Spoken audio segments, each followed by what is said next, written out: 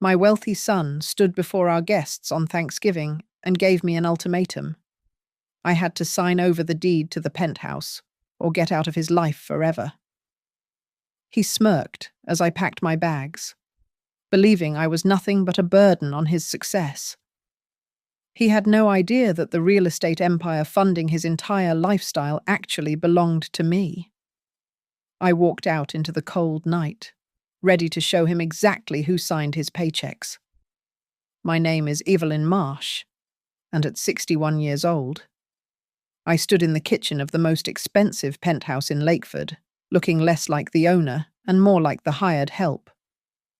I wiped a bead of sweat from my forehead with the back of my hand, my fingers smelling of sage and roasted poultry. Through the swinging door, the sounds of laughter and clinking crystal drifted in from the dining room. But I felt no warmth from the holiday cheer. I was merely the ghost haunting the service entrance, ensuring the wine glasses remained full while my knees ached from standing since 4 a.m. My son, Jason, sat at the head of the table like a king on a throne. He was 35, handsome in a tailored suit that cost more than my first car, radiating the arrogance of a man who believed the world had handed him nothing he did not deserve. He raised his glass toward the floor-to-ceiling windows that offered a panoramic view of Lake Michigan and the glittering riverfront district. When I first scouted this location, Jason announced, his voice booming so everyone could hear, I knew I had to make it happen. It takes serious grinding to secure a dream home like this in the city. You do not get a view like this by being lazy. I built this reality with my own 2 hands. His wife, Mila, chimed in immediately. She smoothed her silk dress, checking her reflection in her phone screen to ensure she looked perfect for her followers. Exactly. Babe. Living on the riverfront is a statement. If you are going to breathe this air, you have to contribute to the lifestyle. Successful people surround themselves with success, not dead weight. Her eyes flicked toward me as I entered with the gravy boat, making sure the implication landed heavily on my shoulders. I moved around the table, serving the guests. The conversation swirled around rental yields, the soaring cost of downtown living, and the valuation of Jason's construction startup. I poured wine and cleared plates, my hands trembling slightly from fatigue, but I kept my lips pressed together in a tight line. I listened to my son rewriting history, claiming every square inch of this limestone floor was paid for by his genius, while I remained silent. Then, the room went quiet. Jason stood up and tapped a spoon against his wine glass. The sharp sound cut through the chatter. Everyone, I want you to witness this because family accountability is important, Jason said, turning his gaze directly on me. It was not a look of love. It was a business glare. Mom, Mila and I have been talking. We cannot keep carrying you. It is time to stabilize our assets. You have 2 choices tonight. He pointed a finger at the table surface. You sign the penthouse deed over to us so we can leverage the equity for the business, or you start paying market rate rent starting the 1st of December. If you cannot afford that, well, you need to find a place that fits your budget. I felt the blood drain from my face. The room did not gasp in horror. Instead, my sister-in-law nodded sagely while chewing her stuffing. It is only fair in this economy, she mumbled. Everyone has to pull their own weight. Seniors cannot just expect a free ride. I looked around the table, waiting for one person to defend me, but I was on trial, and the verdict was already guilty. They saw a leech. They saw an old woman taking up space in a young man's palace. Jason reached under his chair and produced a thick legal folder with a heavy fountain pen clipped to the front. I had my lawyer draw up the transfer agreement. We can get it done right now. It would make Thanksgiving very cozy. Mila smirked, swirling her wine. Think of it as a chance to prove you actually love his future. Mom, do not be selfish. I set the heavy turkey platter down on the trivet with a definitive thud. I untied the strings of my sauce-stained apron and pulled it over my head. I folded it neatly and placed it on the back of my chair. The silence was thick enough to choke on. I looked Jason dead in the eye. If you want to solve everything with paper, then I will answer you with paper. I turned my back on them. The silence behind me was heavy with confusion, but I did not stop. I walked past the panoramic views of the city lights and down the long hallway to the guest room at the very back. It was the only room without a view, the place where they allowed me to sleep. I closed the door and locked it. My heart was hammering against my ribs, but my mind was clear, cold ice. I knelt by the bedside table and opened the bottom drawer. I pulled out a battered cardboard accordion folder. It looked like nothing, just trash from a bygone era. But stamped on the front in faded ink was the logo for Corvia Habitat Group. It was a name that meant nothing to the guests eating my food, but it was the company I had founded and run for over 30 years. I opened it to the first page, where my signature sat in black ink at the bottom of the deed to the entire building. The silence of the guest room dragged me back 37 years, far away from the silk tablecloths and crystal goblets of the penthouse. I was 24 then, living in a nowhere town in Ohio, smelling perpetually of stale coffee and fryer grease from my graveyard shift at a roadside diner. That was where I met Mark. He was not a prince. He was a construction worker with drywall dust permanently settled in the creases of his knuckles and a smile that made me forget my aching feet. I see bones where other people see rubble. Evie? He told me on our second date, sketching a roofline on a paper napkin. Give me a hammer and enough time, and I can fix anything. We married 3 months later. Our honeymoon was a weekend in a rented room where the radiator clanked all night. We moved into an apartment so small you could touch opposite walls if you stretched your arms out. Every Friday. We took our tips and his overtime pay and shoved crinkled bills into a rusted tin box under the bed. We were not saving for a vacation.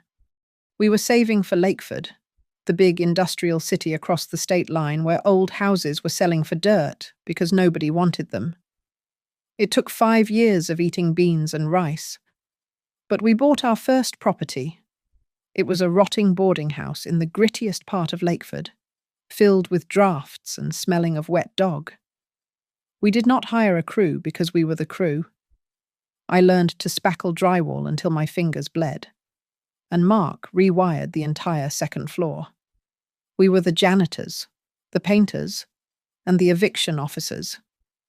It smells like mold now. Mark coughed one night, wiping sweat from his eyes, but it smells like freedom to me. Jason was born in that drafty house. My memories of early motherhood were not of nurseries and soft music, but of Mark carrying our son in a carrier on his chest while he inspected boiler pressure valves. I sat at the kitchen table, nursing an infant with one arm and balancing a ledger with the other.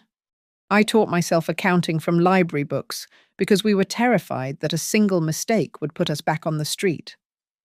When the recession hit, panic swept the city. Landlords were dumping properties for pennies on the dollar. Mark saw the opening, but I was the one with the stomach for the risk. I walked into banks and signed my name on loans that made my stomach churn, leveraging every dime of equity we had to buy 3 more crumbling buildings. We needed a corporate identity to hold the deeds. Mark came up with the name Corvia Habitat Group. What does that even mean? I asked him, laughing as he painted the letters on a piece of plywood. Absolutely nothing. He grinned. It sounds boring. It sounds corporate. Nobody looks twice at a name they cannot pronounce. Put 92% of the shares in your name. Evie. I just want to build. You know how to make the money grow. 15 years later, we were not just surviving, we were an empire of affordable housing. We owned dozens of buildings, housing factory workers, veterans, and single mothers. I learned to negotiate with sharks in suits, becoming sharp and ruthless while still wearing my discount store cardigans. But life has a way of balancing the ledger in cruel ways. I was 42 when the police knocked on my door. A scaffolding collapse at a renovation site. Mark had gone up to check a safety rail himself because he never trusted the new guys to do it right. I stood by his hospital bed, watching the machines breathe for the strongest man I ever knew. He squeezed my hand, his grip weak and trembling. Do not let the money rot him. Evie, he whispered, his voice wet and rattling. Make him a man first. Promise me. Mark died an hour later. I was left with a 17-year-old son and a complex web of assets worth millions. I could have sold it all. I could have cashed out and lived on a yacht. Instead, I buried my grief in paperwork. I restructured Corvia, creating layers of shell companies to distance our family name from the wealth. I decided right then that Jason would never know the true extent of what we owned. I raised him in a comfortable but modest bubble, letting him believe we were just getting by on insurance money and savings. I wanted him to build his own life, just like his father wanted. I never imagined that by hiding the truth to save him. I was slowly turning him into the very thing Mark feared most. I sat on the edge of the bed in the guest room, staring at the Corvia folder, and realized that I had not just raised a son. I had constructed a prince out of papier-mâché and shielded him from the rain. The monster at the dinner table tonight was not born. He was made, and I was the architect of his delusion. It started when Jason went to university. I wanted him to struggle just enough to build character, but not enough to break his spirit. I had a subsidiary of Corvia purchase a small building near his campus. I made him sign a lease that stipulated he pay $500 a month. It was a fraction of the market rate, but I wanted him to feel the weight of a bill in his hand. I managed to negotiate a great deal. Mom, he told me over the phone freshman year, the landlord sees I am a responsible guy. That is wonderful. Jason, I replied, biting my tongue. Just make sure you pay on time. When he graduated and landed his first job at Skyline Nova Studio, the salary was pitiful. It was barely enough to cover a metro pass and a sandwich, let alone rent in the city. I could not watch him drown. So I quietly adjusted the ledger. I lowered his rent on the internal books and used Corvia dividends to pay the difference. He thought he was a financial wizard, balancing his budget through sheer discipline. Then came the ambition. He wanted to launch his own green design startup. He needed capital. I set up a blind investment fund and funneled $200,000 into his company. The only condition I attached was that the investor remain anonymous to prevent conflicts of interest. Jason came home beaming that day. They saw the vision. Mum, they know talent when they see it. I did this. I actually did this. I watched him give interviews to local papers, describing himself as a self-made man who pulled himself up by his bootstraps. He talked about sleepless nights and eating ramen, completely unaware that the major contracts keeping his startup afloat were favors I had called in from developers who owed Quorvia money. I smoothed the road so perfectly that he began to believe he was flying. Then Mula arrived. She was a hurricane of perfume and ambition, falling in love not with Jason the man, but with Jason the founder who lived in a riverfront penthouse. I had allowed Jason to move into the penthouse, one of Quorvia's crown jewels, for a symbolic rent of $1 a year, framed as a caretaker arrangement while the market stabilized.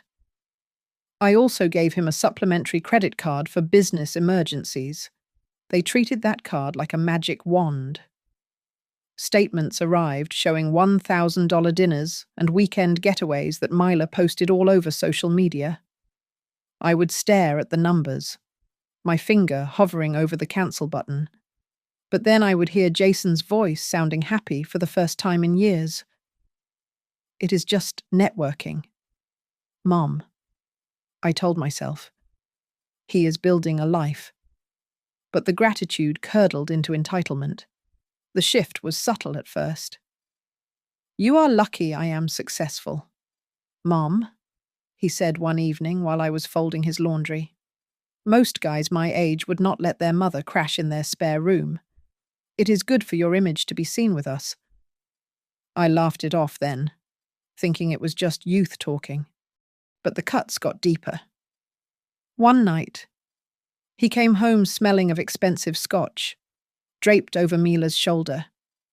When I tried to offer him a glass of water, he swatted it away. Stop hovering. He slurred. His eyes glazed. You should be grateful. You know that I could put you in a home. Some of those places smell like bleach and death. Here you have a view. Do not forget who allows you to be here. I froze, the water dripping from the glass onto the floor. I told myself he was stressed. I told myself it was the alcohol. But deep down, I knew the alcohol was just the solvent dissolving the filter over his true thoughts. The final shatter happened 3 days ago. I was polishing the hallway mirror when I heard them in the living room. We need to lock it down. Jason. Mila was whispering, her voice sharp. We cannot have a baby until the asset is secure. What if she gets senile? What if she meets some old man and changes her mind? You need to get that deed in our names before she becomes a liability. I know, Jason replied, his voice devoid of any defense for me. I will handle it. She does not need a penthouse. She just needs a room. I am the one building the legacy here. That was the moment the illusion broke. I realized I was no longer his mother or his safety net. I was an obstacle. I had spent 30 years building a kingdom for him, only to find out he was already plotting to exile the queen. I turned the combination dial on the small safe bolted to the closet floor. The click of the tumblers was the only sound in the room. Inside lay the anatomy of Jason's life, dissected into manila envelopes. I pulled them out one by one. The deed to the penthouse, held by a Quorvia subsidiary. The title to the German sports car he drove, registered to our fleet management division. The convertible note that funded his startup, signed by a shell company I controlled. Every symbol of his success had a paper trail that led directly back to my signature. I picked up my phone and dialed a number I knew by heart. It was late. But Lorna Quinn, my attorney at Northwind and Hale, picked up on the second ring. Evelyn, is everything all right? Her voice was sharp, instantly alert. I need you to execute the contingency protocols we discussed for the Marsh holdings, I said, my voice steady. Prepare 3 document packages immediately. First, a notice of termination for the lease at the riverfront penthouse. Second, a repossession order for the company vehicle. Third, initiate the clawback clause on the venture capital funding for Jason's startup. There was a pause on the line. Evelyn, are you sure the clawback clause is aggressive? If we pull the funding based on the failure to meet performance metrics stipulation, he will have 30 days to repay the bridge loan. He does not have that kind of liquidity. This will trigger personal bankruptcy. He wanted independence. Lorna, I replied, looking at the photos of Jason on my dresser. He told me tonight that he wanted to handle things with contracts. So, let the contracts speak. I hung up and called Renee Collins, my CFO. He was groggy, but snapped to attention when I gave the order. Move the core assets into the new charitable trust we set up last month. Lock it down. I want to ensure that no individual, specifically Jason, can access the principal or the properties through inheritance. Make the beneficiary a housing initiative for the homeless. Consider it done. Mrs. Marsh. Renee said. The transfer will be effective by 9 in the morning. I packed a single suitcase. I did not take the jewelry or the furs Jason had bought me with my own money. I took only my clothes and the Corvia files. I slipped out of the service elevator and took a cab to the edge of the city, to one of my oldest buildings. It was a sturdy brick complex where I used to live when Mark was still alive. The night guard, an old man named Sam, tipped his hat. Evening, Mrs. Marsh. Checking the boilers again. Something like that. Sam. I smiled tiredly. Just here to inspect the systems. The next morning, Jason woke up to a silent penthouse. He found my note on the kitchen counter. You wanted to talk using contracts, so learn to read them until the end. He crumpled it up, annoyed, assuming I had gone to stay with a friend to sulk. He had no idea the ground was already crumbling beneath his feet. By noon, the courier arrived at his glass-walled office. Jason signed for the envelope, expecting a new client contract. Instead, he found a formal demand letter from Corvia Habitat Group. The funding was being pulled. The loan was callable immediately. This has to be a mistake. He stammered to his secretary. Get them on the phone. But the dominoes were already falling. The luxury condo project he had bragged about at dinner, the one that was going to put him on the map, was contingent on Corvia's financial guarantee. When my office sent the notice withdrawing that guarantee, the developer froze the contract instantly. Lorna emailed me a draft of the truth agreement later that afternoon. It was a brutal document. If Jason signed it, he would legally acknowledge that every success he had ever claimed was subsidized by Corvia, and he would waive his right to sue over the withdrawal of support. I read through it, my finger tracing the lines. I stopped at the bottom of the page where his signature would go. I looked at the old contracts spread out on the table before me, lease agreements, loan documents, car registrations. In every single one, Jason had signed his name with a confident, hasty scrawl, never once reading the fine print because he believed he was untouchable. He had signed his own traps over and over again. And now, I was finally going to spring them. The notification pinged on my phone at 10 in the morning, innocent and standard, the kind of sound that usually signaled a lunch invitation or a LinkedIn update. Instead, it was an eviction notice. The email came from a sender named Helix Property Management, a firm I had never heard of, stating that my lease for the riverfront penthouse was being terminated effective immediately. I laughed out loud in the empty kitchen. This is ridiculous, I muttered to the espresso machine. Some glitch in the system? I dialed the number at the bottom of the email, ready to scream at some low-level customer service representative until they apologized.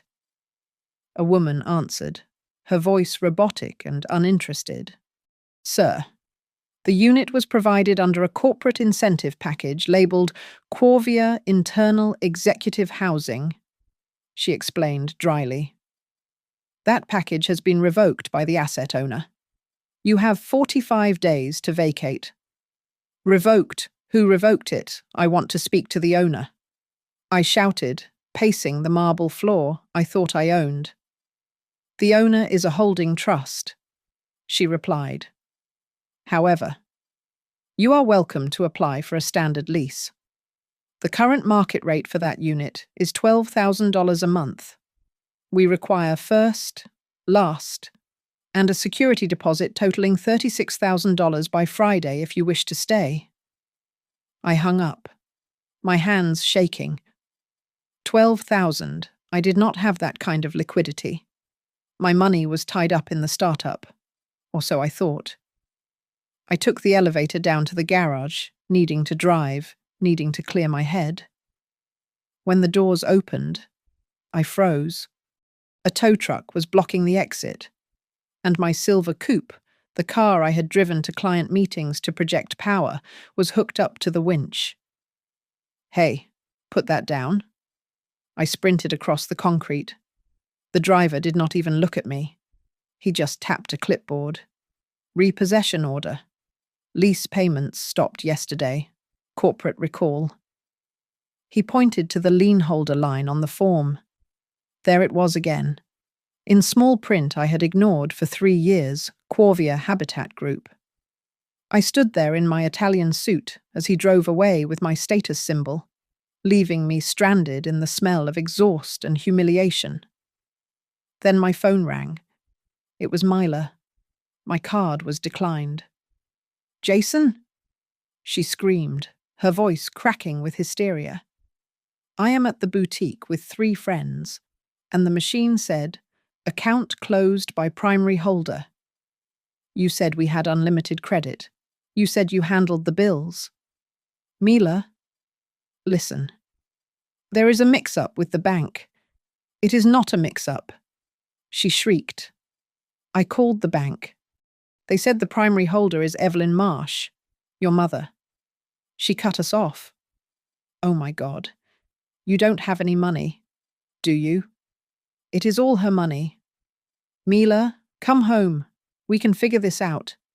I am not coming back to that apartment if it is not ours. She spat. You are a fraud. Jason, you let me believe you were this big tycoon, and you are just a mommy's boy whose allowance got cut. I am going to my parents' house in Phoenix. Do not follow me. The line went dead. In the span of 2 hours, I had lost my home, my car, and my wife. I took a cab to my office, hoping the business was my sanctuary. It was a graveyard. My partner met me at the door, face pale. The lakefront deal is dead, he said flatly. The financing guarantee was withdrawn this morning. Without that guarantee, the developers walked. And since we missed the milestone, the bridge loan was called in. We have 30 days to pay back $200,000, or they liquidate the assets. I went into my glass-walled office and locked the door. I tried calling Mom. It rang and rang, echoing into the void. I logged into our business banking portal. Access denied. The authorized representative had been updated. My name was gone. Panic. Cold and sharp. Clawed at my throat. I sat at my desk and opened a search tab. My fingers trembled as I typed in the 3 words that had haunted my morning Quorvia Habitat Group. I expected to find some obscure holding company. Instead, the search results flooded the screen. Quorvia was a titan. They owned apartment complexes in every district of Lakeford. They owned the building my office was in. They owned the land under the new stadium. They were one of the largest private real estate developers in the state. I clicked on the History tab. An old, grainy black and white photo loaded. It showed a man I recognized instantly, my father. Mark, young and covered in dust. standing proudly in front of a renovated tenement. But it was the figure in the background that made my heart stop. Standing in the shadow of a doorway, holding a rolled-up blueprint and looking at the camera with eyes of steel, was my mother. The caption read, "Founders Mark and Evelyn Marsh, 1988. I zoomed in on her face. It was the same expression she had worn at dinner last night, right before I told her to get out. The realization hit me harder than the eviction notice. I had not built a single thing. My apartment, my car, my startup, my reputation. It was all a stage set. I was an actor playing a businessman, and she was the director who had quietly paid for the lights, the script, and the audience. And because I had insulted the director, she had simply turned off the power. I sat in the darkening office, burying my face in my hands, the silence of the room screaming the truth I had refused to see. I was nothing without her, with nowhere left to turn, and my phone calls to my mother echoing into the void. I drove my rental car to the outskirts of the city. I pulled into the gravel lot of Shady Oaks, the budget nursing home where my Aunt Nora lived. I had not visited her in 3 years. I told myself I was too busy building an empire. But the truth was that I did not like the smell of antiseptic and old age. Now, it was the only door left open to me. Nora sat in her wheelchair by the window, looking at the grey sky. She did not look surprised to see me. She looked tired. "I was wondering when you would show up," she said, her voice raspy. "You look like a man who finally looked in the mirror and saw nothing. I need to find her." "Aunt Nora," I pleaded, sitting on the flimsy plastic chair. "She took everything. The house, the car, the business. I need to know why she is doing this." Nora laughed, a dry, rattling sound. "She did not take anything, Jason. She just stopped giving. There is a difference." She reached into the pocket of her cardigan and pulled out a worn photo album. She flipped it open to a page I had never seen. It was a black and white photo of my mother and father standing in mud, holding shovels. Behind them was the skeleton of a building with a hand-painted sign that read, "Corvia." "What made you think your mother was just a widow living off her son?" Nora asked, her eyes sharp. "Because she cooked your dinner? Because she cleaned your mess? Evelyn built that company while working 3 jobs. In the winter of 1985, she worked the night shift at a diner, spent the morning sanding floors in the tenements, and spent the afternoon studying housing law so the banks could not cheat them." I stared at the photo. My mother looked fierce, her jaw set, her hands dirty. This was not the quiet woman I had ordered around at Thanksgiving. "Your father, he was the soft one." Nora continued, tracing Mark's face in the photo. "He wanted to give you 5% of the company the day you graduated. He wanted to make it easy for you. But Evelyn said no. She said, 'If he does not learn to build it, he will not know how to keep it.' She wanted you to taste failure. I guess you are tasting it now." Nora opened the drawer of her nightstand and pulled out a yellowed envelope. "Mark left this with me. It is a draft of his will. He never signed it because he died too soon. But he and Evelyn agreed on the terms. I opened it. The legal jargon was dense, but the intent was clear. In the event of their deaths, the assets of Corvia Habitat Group were not to go to Jason Marsh. They were to be transferred into a charitable trust dedicated to providing housing for low-income families. She turned down an offer to sell out 5 years ago, Nora said quietly. A hedge fund offered her $40 million. $40 million. She could have bought an island. but they wanted to raise rents by 20%. She told them to go to hell. She stayed in that little room in your penthouse because she wanted to be close to you, not because she needed your charity. Nora leaned forward, her voice trembling with a mix of anger and pity. You stood up at that table and told her to get out of her own house. You thought you were the king kicking out a beggar. But you were just a foolish boy kicking the architect out of the temple she built. I left the nursing home feeling heavier than I had ever felt in my life. The shame was a physical weight in my chest. On the drive back to the city, I passed a row of brick apartment buildings. I usually ignored them. But this time I saw the sign above the entrance Corvia Habitat Group. I pulled over. I walked into the courtyard. It was not a luxury building. The paint was peeling in spots, and the grass was patchy. But there were children playing soccer in the common area, and 2 old men were playing chess on a concrete bench. It was alive. This was the empire. Not glass towers and penthouses, but roofs over the heads of people who had nowhere else to go. I saw a maintenance office and knocked on the door. A burly man with a tool belt answered. Can I help you? I am looking for Mrs. Marsh. I stammered. The man's face softened. The big boss. She was here 2 days ago. Comes by once a week to check the elevators.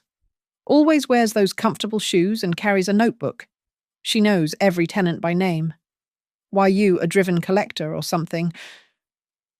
I said, my voice choking up. I am nobody.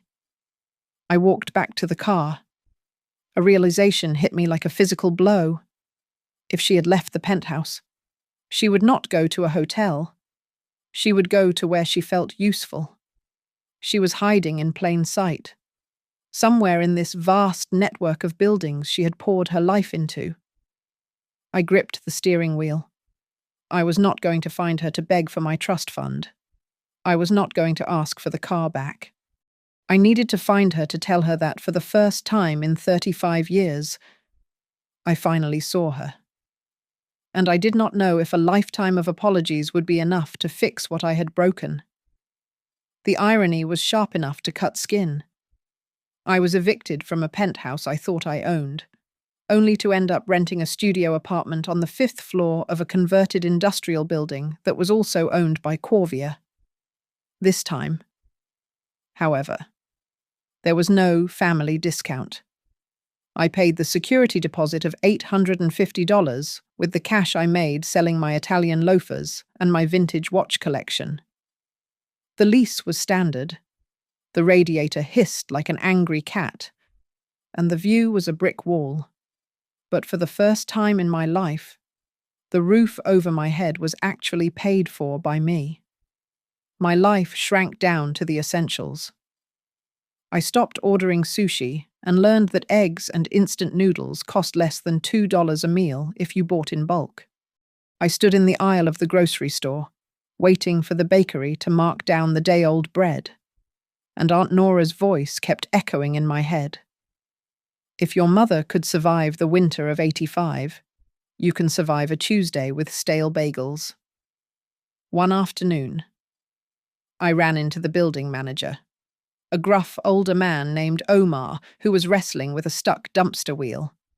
I helped him shove it into place, panting for breath. Omar wiped his hands on a rag and looked me up and down. "You are the Marsh kid," he said, not asking. "I saw you around the big office once or twice.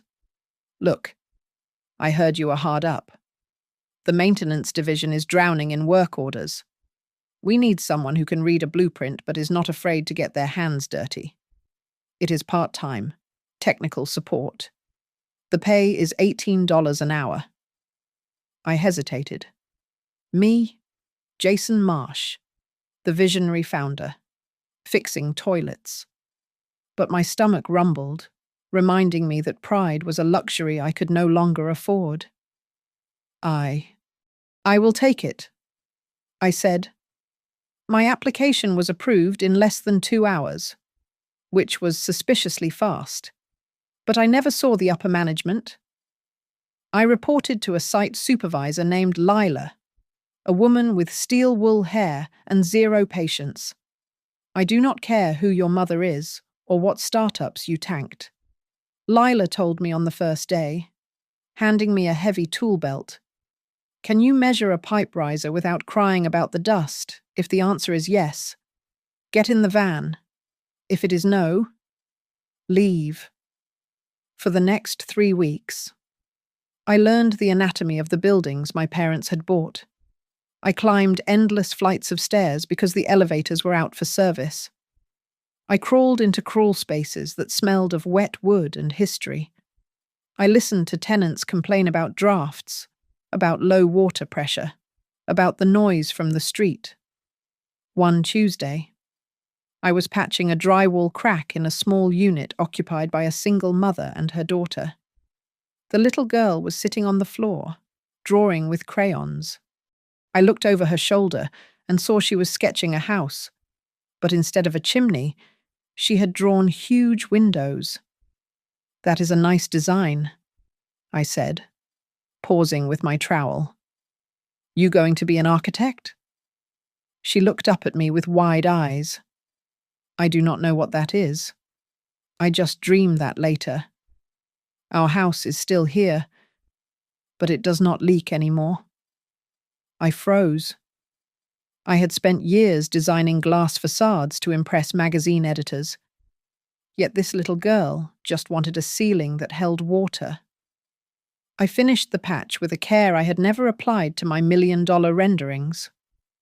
When I was done, the mother thanked me, and for the first time, the thank you felt heavy and real. It was better than any like I had ever received on social media. I started hearing whispers of her. The older contractors would take smoke breaks and talk about big Mrs. Marsh. She was here last week, one of the plumbers said, lighting a cigarette. Checked the fire escape on the north side. Pointed out a rust spot I missed, sharp as a tack. That woman. I started looking for her. I began noticing yellow, sticky notes attached to the bulletin boards in the lobbies of the buildings I worked on. Please check the emergency light battery on the 3rd floor. The front door hinge is squeaking. The handwriting was unmistakable. It was the same jagged script that used to tell me to heat up my dinner in the microwave when I was 10. Has anyone seen exactly where she goes? I asked Lila one afternoon while we were organizing supplies. Lila just shrugged, not looking up from her clipboard. She moves around. She is like the wind in these buildings. She sees everything, but she never stays long enough to be caught. I realized then that my mother was not hiding in a hotel or a villa.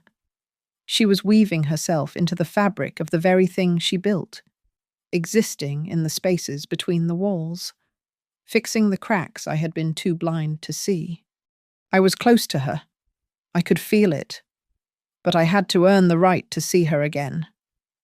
So I picked up my toolbox and went to the next job. It started in the damp, echoing basement of a Quarvier complex on the south side. I was fixing a leaking standpipe when I looked around at the wasted space. It was a concrete cavern, filled with nothing but dust and abandoned bicycles. I thought about the little girl drawing on the floor of her cramped apartment upstairs. And suddenly, the empty darkness looked like opportunity. I went back to my studio apartment and could not sleep. For 3 nights, I sat at my wobbly kitchen table, sketching under the light of a cheap desk lamp. I was not designing a skyscraper or a luxury atrium this time. I was drawing modular reading nooks made from reclaimed wood. I designed a shared kitchen space where the elderly tenants could cook together instead of eating alone. I sketched study corners with decent lighting for the kids who had nowhere else to do their homework. My hands moved with a purpose I had never felt when I was chasing awards. These drawings were not about how they looked. They were about how they lived. I brought the sketches to work the next day. I expected Lila to laugh at me and tell me to get back to plunging toilets. Instead, she laid the papers out on the hood of the work van and studied them in silence. You know, these are actually practical. Lila grunted, tapping a finger on the page. We have thousands of square feet doing nothing but gathering mold. You should send this up the chain. Submit it to the executive board. The board? I laughed bitterly. Lila, I am a part-time maintenance tech. They will shred it. Do it, she insisted, looking me in the eye. If this gets approved, people will be forced to look at what you can do, not just who you used to be. I sat down that night and compiled the proposal. I did not use corporate jargon. I wrote a cover letter that felt like a confession. I admitted that I had spent my life benefiting from the Quorvia system without ever understanding the people who lived inside it. I wrote that I had been blind to the value of community until I was forced to live without one. I signed it with a shaking hand, not as the heir, but as an employee. 2 weeks passed. I was unclogging a drain when my phone buzzed. It was an email from an address I did not recognize. The Quorvia Community Fund. Dear Mr. Marsh. It read, We have reviewed your proposal for the basement revitalization project. We would like to invite you to present your strategy to the board. If approved, we are prepared to fund a pilot program for 10 buildings. There was a catch listed at the bottom. I would have to serve as the lead design supervisor, subject to standard employment terms, with no special executive privileges. I stared at the screen, wiping grease from my thumb. It was the best offer I had ever received. On the day of the presentation, I put on my old Navy suit. It hung a little loose on my frame now that I was skipping meals, but I ironed it until the fabric was crisp. I wore the shoes I used to wear to pitch million-dollar condos, but the soles were worn thin from walking to job sites. I took the bus to the financial district. I stood in front of the glass tower that housed the Quorvia headquarters. I had walked past this building 100 times in my former life, but I had never really looked at it. Now, seeing the logo etched in the stone facade, I felt a strange reverence. This was not just a bank account. It was a fortress that protected thousands of families. The receptionist smiled politely. You must be Engineer Marsh. They are expecting you on the 42nd floor. The elevator ride was smooth and silent. When the doors slid open, the air smelled of lemon polish and money. The hallway was lined with floor-to-ceiling windows overlooking Lake Michigan. I stopped for a moment, looking at the view. It was the same view I had from the penthouse, but from here, I felt small. I felt like a guest who had to earn his place. I walked toward the conference room at the end of the hall. My heart was hammering against my ribs like a trapped bird. I reached for the handle, and then I saw the brass nameplate mounted on the heavy oak door. Quorvia Community Fund. Chair, Evelyn Marsh. My breath caught in my throat. The world tilted on its axis. I grabbed the doorframe to steady myself. All this time, I thought I was pitching to a faceless board of directors. I had not realized that the person holding the keys to my redemption was the same person I had tried to evict. She was not just the woman who cooked my turkey. She was the titan sitting at the top of the tower. I stood there for a long minute, my hand hovering over the wood. I knew that if I opened that door, I was not just presenting a design. I was walking into a trial where the judge was the mother whose heart I had broken. I took a deep, shuddering breath, straightened my tie, and knocked. I pushed open the heavy oak door and walked into a room that smelled of furniture polish and high-stakes decisions. The conference table was a long expanse of polished mahogany, and at the far end sat the tribunal. My mother, Evelyn, sat at the head. She was not wearing the sauce-stained apron from Thanksgiving. She wore a tailored grey suit with her silver hair pulled back in a severe bun. To her right sat Renee, the CFO, and to her left was Lorna Quinn, the shark-like attorney. Two other board members I did not recognize sat with their pens poised. Evelyn looked at me, her eyes devoid of maternal warmth. She looked at me like I was a line item on a budget sheet that was failing to perform. "Please take a seat. Mr. Marsh," she said, her voice cool and level. "You have 20 minutes to present your proposal. The board has reviewed the preliminary documents. Do not waste our time with fluff." My throat felt tight, as if I had swallowed a stone. I fumbled with my laptop for a second before pushing it aside. I did not need slides. I want to talk about the basements. I began, my voice shaking slightly before finding its rhythm. I have been living in the 5th Street complex for 3 weeks. The walls are thin. You hear your neighbor cough. You smell the mildew when it rains. I used to think design was about how a building looks from the street, but now I know it is about how it feels when you are locked inside. I laid out the plans for the community spaces. I talked about the noise isolation modules not as an abstract concept, but as a necessity for the shift worker trying to sleep next door to a crying baby. The board members stopped writing. They were listening. When I finished, silence filled the room. Evelyn did not smile. She leaned forward, interlacing her fingers. "It is a noble concept, Mr. Marsh," she said. "But let us cut to the chase. If we approve this, what is your expected ROI? Are you looking for a percentage of the increased property value fame? Or is this just a way to work your way back into the penthouse?" I looked her dead in the eye. I do not want the money. I just want a chance to fix something. I broke so many things that I cannot repair. This is the only thing I can actually build. Lorna Quinn cleared her throat and slid a document across the table. On that note, we have prepared a document labeled The Truth Agreement. It stipulates that you formally acknowledge that your previous lifestyle, your startup funding, and your personal assets were all subsidized by Corvia. It also waives your right to sue for any past revocation of privileges. Will you sign it? I did not even look at the fine print. "Give me the pen," I said. One of the independent board members blinked.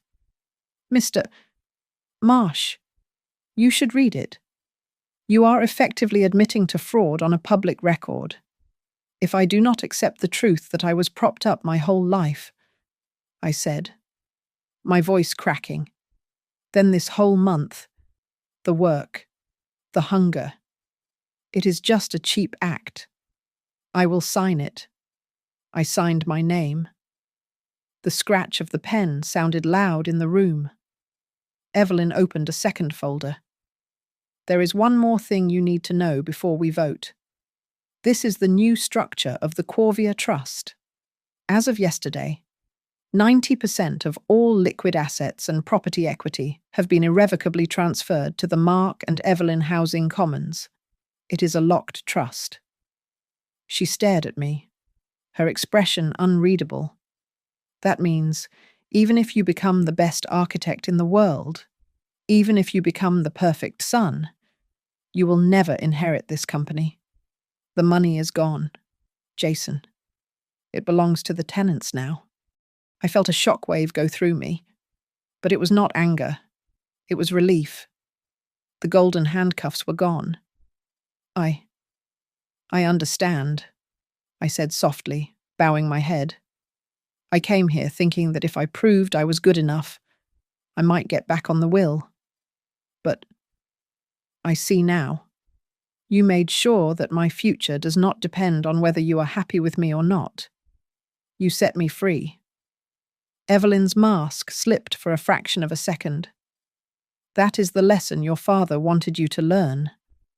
Son, wealth should never depend on the pulse of a single human being. It is too dangerous. I enabled you for too long. I let my love become a shield that suffocated you. She stood up. The board will recess for 10 minutes to deliberate. The others filed out, leaving us alone in the vast room. I walked over to the window, looking down at the city. Evelyn came and stood beside me, but she did not touch me. "One question?" she asked quietly, looking at my reflection in the glass. "If we come back in here and say no, if we reject the project, what will you do?" I watched a crane moving slowly in the distance. "I will go back to the van," I said. "There is a leaky radiator on the 4th floor of the Grand Avenue building. Mrs. Higgins is waiting for me to fix it. I will go fix it. Because for the first time in my life, I feel like I am actually useful." Evelyn looked at me, and I saw a flicker of pride that no magazine cover had ever elicited. "Wait here," she said. The heavy oak doors of the conference room opened, and the board members filed back in. Evelyn took her place at the head of the table, her face unreadable. "We have reached a decision," she announced, her voice echoing slightly in the large room.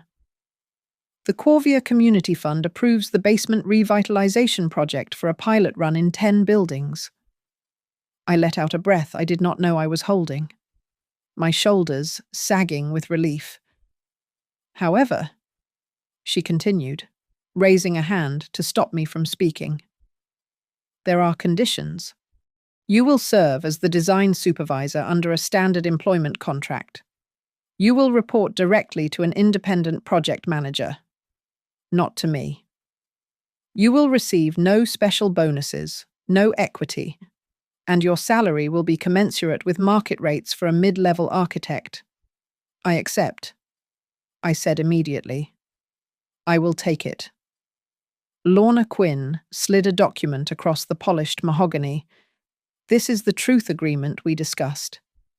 By signing this, you formally acknowledge that your previous lifestyle and business ventures were subsidized by Corvia assets and that you waive any future claims regarding the termination of those benefits. It will remain in your permanent personnel file." I picked up the pen. My hand did not shake. I signed my name in blue ink, and with every loop of the letters, I felt a layer of my ego peeling away. I was signing the death warrant of the arrogant Prince of Riverfront. But I was also signing the birth certificate of someone new, someone smaller, maybe, but real. "It is done," I whispered. "Come with me," Evelyn said, standing up. We took a cab to the riverfront. The ride was silent. We took the private elevator up to the penthouse, the place where my life had imploded on Thanksgiving. When the doors opened, the silence of the apartment hit me. The Italian leather sofas were gone. The abstract art was gone. The grand dining table where I had humiliated her was gone. It was just a shell of limestone and glass, echoing with the ghosts of parties I could not afford. Evelyn walked to the center of the empty room and pulled a document from her bag.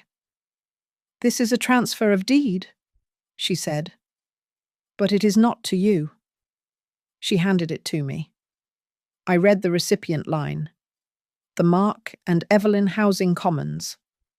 This unit will serve as emergency transitional housing for families who have been evicted due to predatory rent hikes," she explained.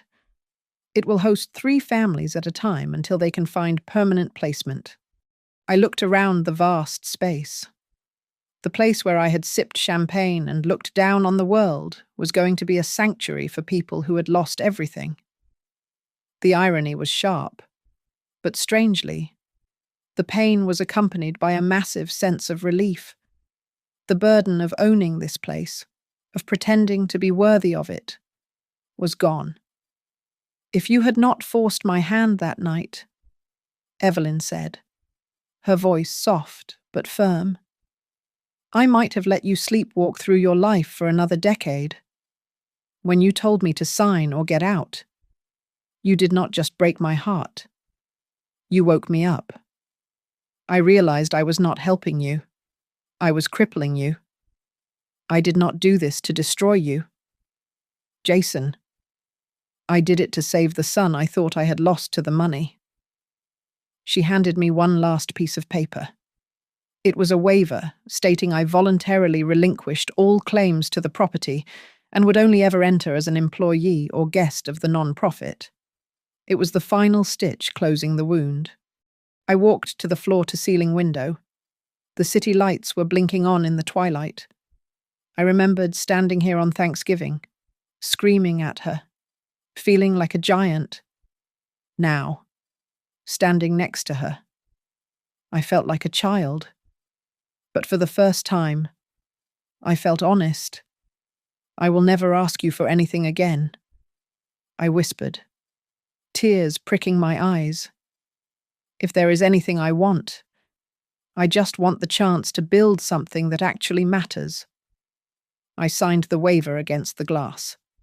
We walked out together. In the lobby, a representative from the non-profit was waiting. Evelyn handed over the heavy brass keys. "It is all yours," she said. "Treat it well." We got into the elevator to go down to the street. The heavy doors slid shut, sealing away my past life.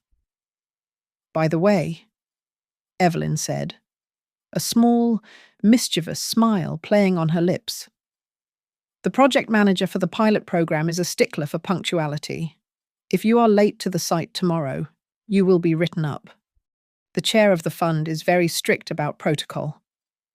I laughed, a wet, choked sound, wiping my eyes. "I will be there early. Mum, I promise." My revenge was complete. She had not destroyed me. She had just stripped away the shortcut, leaving me with the only thing that mattered, the long, hard road to becoming a man my father would have actually been proud of. Thank you so much for hanging out and listening to my story. I would love to know where you guys are tuning in from. So drop a comment down below with your city or country so we can connect. If you enjoyed this journey, please make sure to subscribe to Grandma's Family Diary, hit that like button, and smash the hype button so we can share this video with even more people.